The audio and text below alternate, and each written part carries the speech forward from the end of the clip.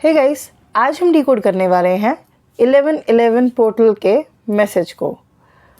So if you are into tarot readings and आपको career related या फिर relationship related कोई भी एडवाइस चाहिए या फिर कोई भी इंसाइट चाहिए, so this one is for you. So hey guys, आज की टैरो रीडिंग होने वाली है डिकोडिंग 1111 पोर्टल मैसेज। तो हम यहाँ बात करने वाले हैं for the universal message via tarot reading. हम उसे डिकोड करने की कोशिश करने वाले हैं। तो यहाँ पे हमारे पास आप देख सकते हैं 4 कार्ड्स हैं एंड उनके ऊपर हमने ये 4 चॉकलेट बॉल्स रखी हुई हैं। So each card is for each element, यानी कि fire, earth, air and water. तो इन एलिमेंट्स में हमारे 12 ज़ोडिएक साइंस डिवाइडेड हैं। तो सबसे पहले आज हम बात करने वाले हैं करियर गाइडेंस में फायर साइन के बारे में। तो हमने कार्ड्स पहले ही शफल कर लिए थे, अब हम यहाँ पे कार्ड को रिवील करने वाले हैं एंड उसकी रीडिंग के बारे में जानने वाले हैं। So here is the red chocolate and here is the first card.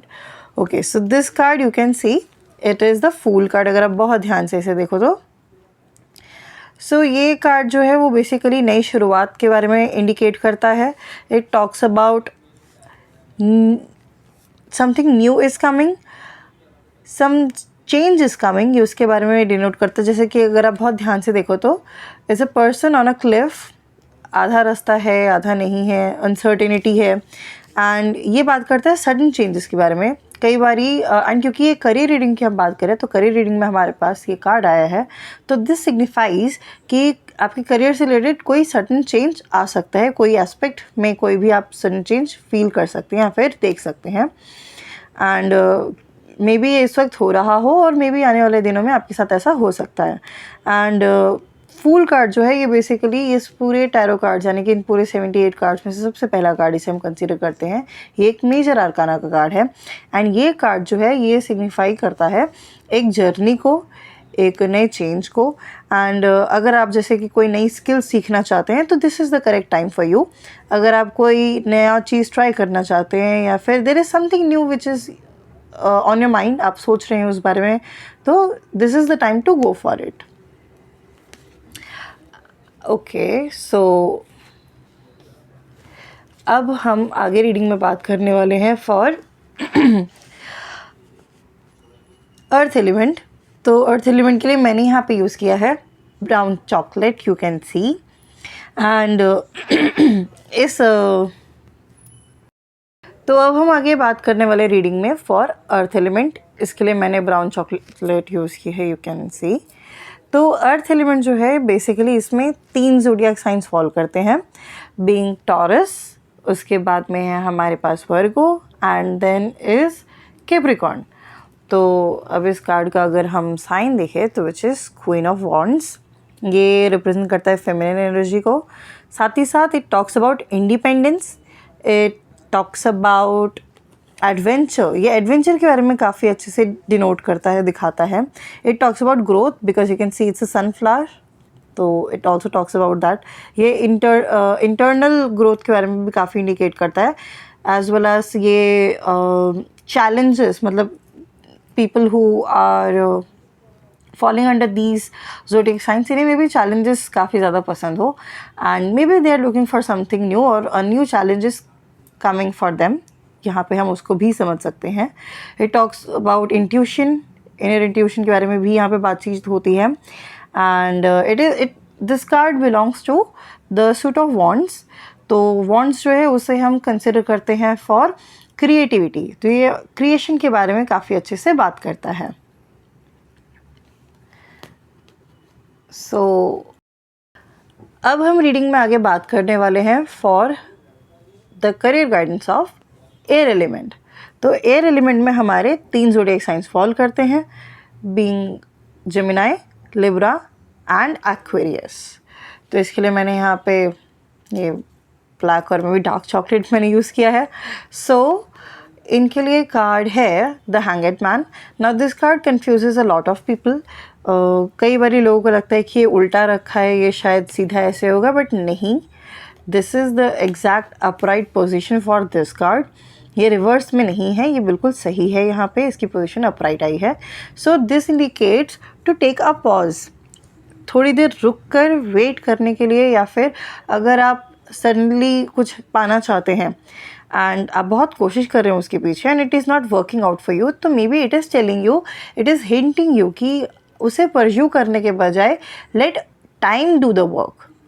क्योंकि अगर आप रुकते हैं तो you get the time to think for new perspective, आप नए दिशा से सोचने के बारे में कोशिश करते हैं. सो ये उसके बारे में बात करता है. तो अगर आप करियर में इस वक्त काफ़ी ज़्यादा परेशान चल रहे हैं या फिर आपके दिमाग में नए नए आइडियाज़ आ रहे हैं, तो मे बी आपसे कह रहे हैं कि just hold on, wait for the correct time and it will work out for you, but it is asking you to give it the time. ये आपसे टाइम के बारे में काफ़ी अच्छे से बात करता है. ये हमारा मेजर आर्काना का कार्ड है, द हैंग्ड मैन. ये हमारा 12वां कार्ड है.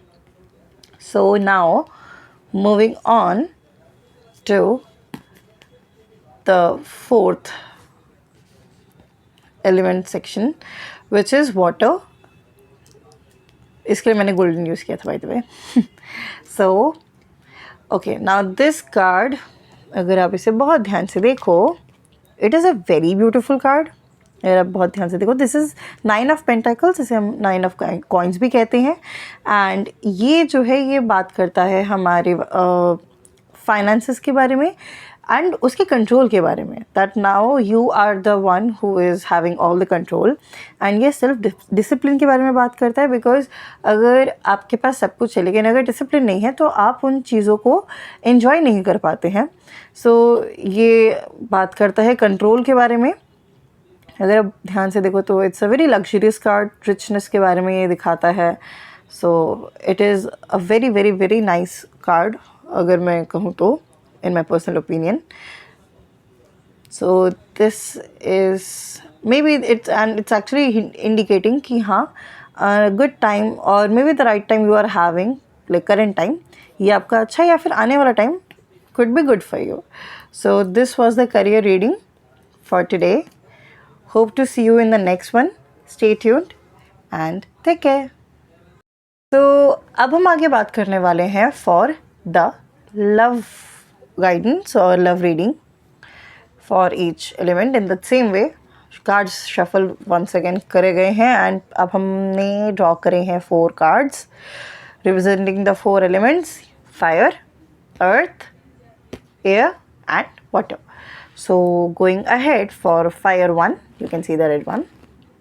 Okay, so this is Queen of Pentacles and it's a very nice card.